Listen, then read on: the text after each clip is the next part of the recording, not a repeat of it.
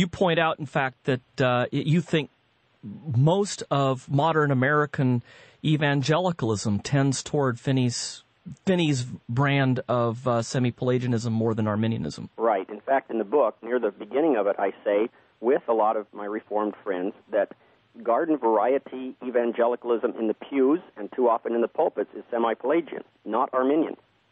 And yet it gets called Arminian by many people, and the whole point in my book is to distinguish between those, between semi-Pelagianism and Arminianism. And I agree with critics who say that American evangelical Christianity is by and large semi-Pelagian, in the sense that they believe that we take the initiative. I call it the theology of touched by an angel. Because in that TV show, of course, many times the angels would say to people, all you have to do is reach out toward God, and then He'll come down and reach out to you. And there are gospel songs, of course, that say much the same thing. Yeah. And that's not Arminianism. Arminianism has always stressed and emphasized the initiative of God by prevenient grace. Now let's talk about the differences.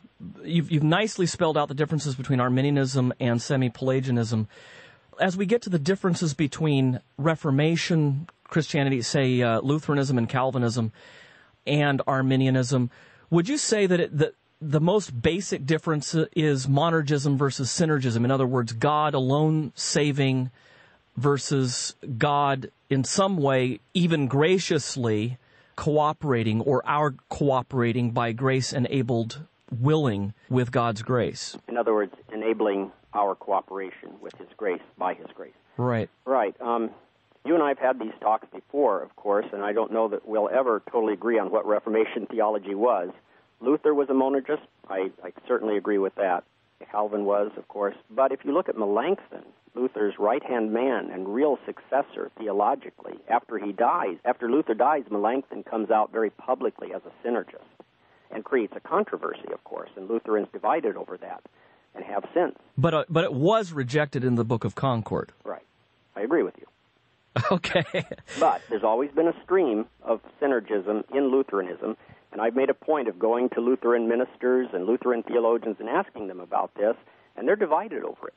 Many of them will say, yeah, evangelical synergism is fine among Lutherans, except Missouri Synod. Of course, I've never found that among Missouri Synod Lutherans. I'm talking about Evangelical Lutheran Church of America people. So I think that it depends on how you define the Reformation. If you define the Reformation as Calvin, Luther, Zwingli, the first generation, and exclude the Anabaptists, which I don't do, then yes, the first generation reformers were all monergists. Roger, when push comes to shove on the differences between our respective interpretations of God's saving work, would you say that monergism is the real obstacle between Calvinists and Arminians? Well, that's a difficult question to answer. At first blush, I guess I would say so, but then as I argue in the book, there is a monergistic impulse in classical Arminianism that's often missed by readers of Arminius and later Arminians. In other words, one cannot resist the initial coming of grace to a person's life. It comes, and there's nothing you can do about it. It comes through the hearing of the Word, for example, according to Arminius. And this is another difference among Arminians, just as Calvinists, Reformed people disagree about many things. Arminians disagree about exactly how prevenient grace comes.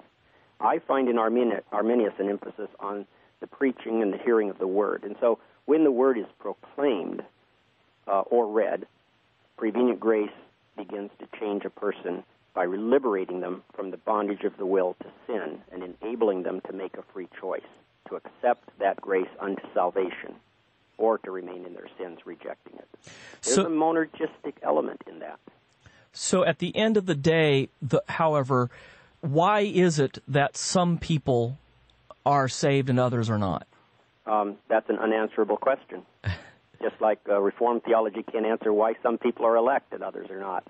But at least we can say, we can answer that as Reformed Christians by saying, because we have only ourselves to blame if we don't, we have only God to thank if we do. It's not just because I resisted less than this person over here, but because God granted me the life. Yeah.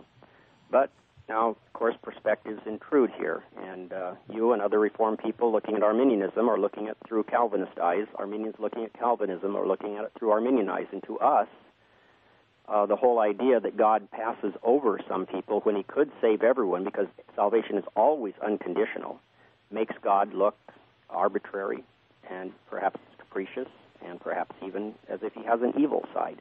So we know Calvinists don't say any of that, but our thought is if we were to become Calvinists, that's what we'd have to believe, and we can't believe that.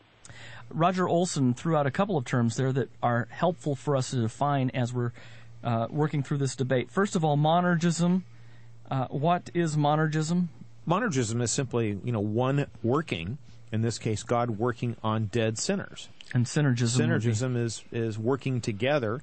This would be the idea that grace energizes the human will so that the human will cooperates with grace, and then, as Dr. Olson said, makes a free will decision for or against the gospel. So prevenient grace then is... Who knows? Yeah, prevenient grace is slippery. When you need it, you pull it out. Grace goes before. What it means most etymologically, in its basic definition, grace always goes before whatever we do. Yes, and if they're ever in trouble with Reformation critics, all of a sudden that appears. And that's what you kind of get in that clip, that, there is a monergistic impulse. That's, from our perspective at least, that's, there is a sort of pregnant moment in the 9 months of carrying the child. It's either monergistic or not. You're not sort of pregnant. Yeah. Right. There is no pregnant impulse. There is no monergistic impulse. Mm-hmm. It's either monergism or synergism. That's right. Rome always maintained prevenient grace. Sure. Rome has always maintained that grace goes before anything that we can do. In fact, when we're baptized, we are justified. That first justification is by grace alone. Yep. He infuses a new will into us. He infuses new impulses into us. And then it's up to us to cooperate with grace, exercising our free will so that we may have an increase of grace. Yeah, well, it's worse than that. You're rewarded with more grace. Well, yes. Which drives people like us crazy. You're what? Well, you're rewarded with grace? Yeah. If you do well with that initial grace, you're rewarded next time with more grace. Either we are totally depraved in all of our parts or not. Mm-hmm. If we are not totally depraved, then that does leave room for some capacity within us to do that which Scripture says we can't. And folks, that's why Scripture must be sufficient, because the gospel is sufficient. It is Christ alone, by grace alone, through faith alone, so that God alone may receive all the glory. And that's the logic that Paul follows in Romans 11, for example, when he reaches that doxology and says, "For who has known the mind of the Lord, or who has been his counselor, or who has ever given him anything that he should repay him? For of him, and to him, and through him are all things." Thanks for listening to the White Horse Inn this week. Help support our work by signing up as an innkeeper, and you'll receive the White Horse Inn broadcasts on 2 CDs each month, along with a subscription to our magazine, Modern Reformation. Sign up at the architect or reformer levels, and you'll receive the extended edition of every program, plus bonus interviews, lectures, and broadcasts on 4 CDs each month. The number to call is 1-800-890-7556. That's 1-800-890-7556. Or head to our website, whitehorseinn.org. That's whitehorseinn.org. If you're new to the program, please sign our online guest book, and we'll send you a free CD and sample copy of our magazine. We'll see you next time on the White Horse Inn.